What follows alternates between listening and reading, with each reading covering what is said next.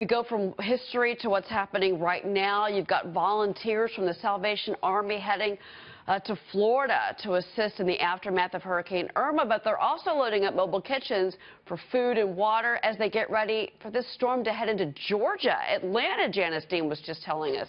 Joining us now on the phone from Atlanta, the Salvation Army's Major Bob Parker. Major, good morning.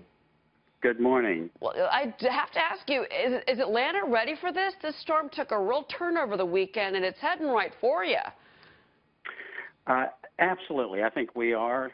There's been a significant amount of preparation and planning put into this over the last week, and Salvation Army and certainly so many relief agencies are ready and prepared to really respond to whatever happens as it gets closer to home.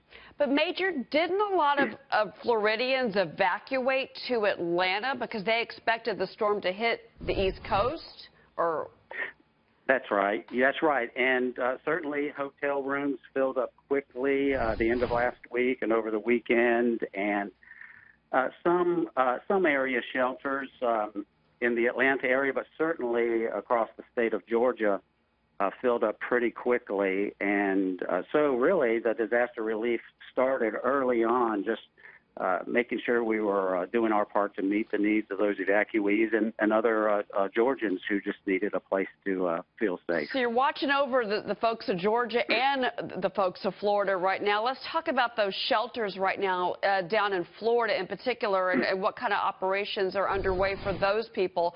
I mean, at this point, we're looking at, there's 30,000 people in shelters in Miami alone, and more than 100,000 people in shelters across the entire state. Do you have enough resources, funding, personnel to help the folks in Florida and prep for what's coming towards Atlanta? Well, we just always trust, and the experience has always been that the community, the public, everyone, America just come through with the support needed to meet those needs. And the Salvation Army, and again, so many other relief agencies, will continue to meet the needs of those folks in those shelters until it's safe for them to get out and get back home. So we'll continue to do that, and then just there are a great number of our mobile feeding units that are staged and ready to move into these affected areas as soon as it's safe to do so. But really, the Salvation Army, and I'm sure other relief agencies, get out in front of the funding in a sense. You really have to get out there and provide the meals and provide that relief and support, and then you just really do count on those donations coming in to help to offset that cost. I was going to ask you, what do you need? I mean, with regards to Harvey, it turned out to be clothing, diapers, folks lost everything. They needed, what do you need?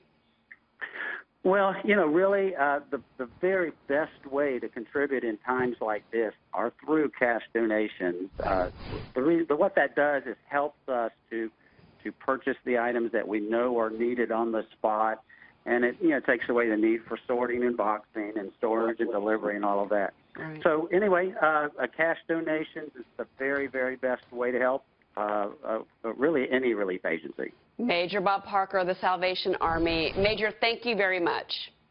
Thank you.